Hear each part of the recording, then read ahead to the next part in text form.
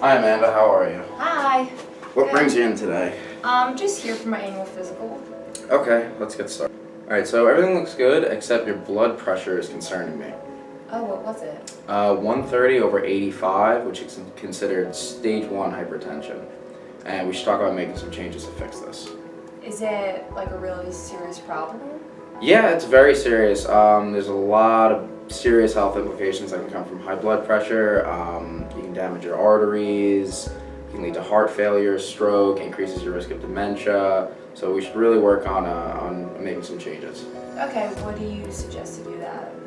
Well, we go with medication, or we could look at your diet. I'd rather not go towards medication. Okay. So nutrition is a large contributor to blood pressure, and if you're interested, I can refer you to a dietitian where you guys can talk and make some changes. Okay, yeah, that works. All right. Sit down. I'll look into that. Alrighty, so what brought you here today? So at my last doctor's appointment, my blood pressure was really high, and so he talked about going on medication, but I didn't really want to go that route, so he said that he could refer me to a nutritionist. There actually is a diet made to help hypertension. It's called the D.A.S.H diet. It stands for Dietary Approaches to Stop Hypertension. So what are your current eating habits like?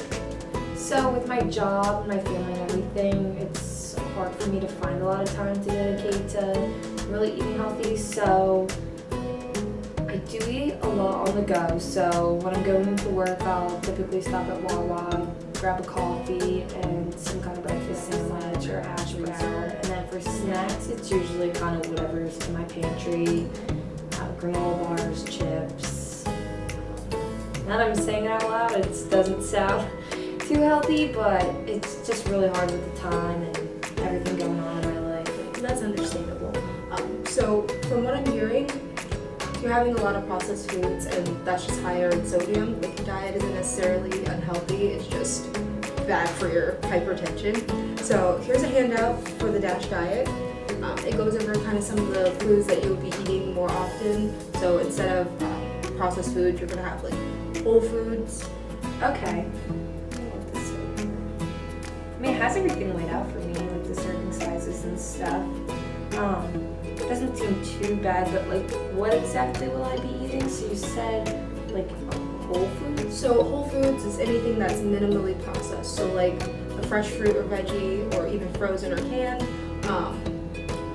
Breads, which are minimally processed, like not like a pastry or like a Pop-Tart or something, but like if you just got even dough or like bread made fresh or in a package, or you can make your own tomato sauce, or you can get low sodium versions of that. And like lean meat, anything that looks like how it looks when you get it outside. You buy it. So yeah, like the raw chicken breast, I guess, versus buying like the frozen. Yeah, like versus like a breaded chicken cutlet, because even though the breading isn't necessarily horrible, it can be a lot of sodium within the breading to make it taste better. Yeah. And you can just season it at home, you know?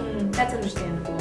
So I feel like the only problem that I have though is the time to make all these foods, because I am so busy. How do So there is a method called meal prepping. It's basically when you cook a large amount of food in advance, and you can either keep it in your fridge or your freezer, and then you can take it to go. You can take it when you don't feel like cooking. It's even good for when you don't have like a planned diet. So some things you could make if you're doing breakfast, you can make egg cups and keep them in the freezer, and then just put them in the microwave and take them to go. You could, for lunch, make a big salad, or even some rice and chicken, and bring that with you.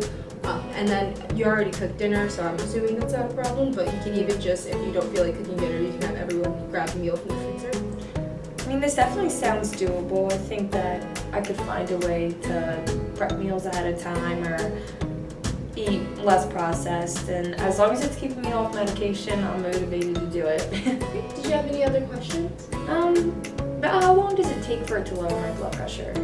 If you're consistent with the diet, it will take about 2 weeks minimum to lower your blood pressure to normal levels.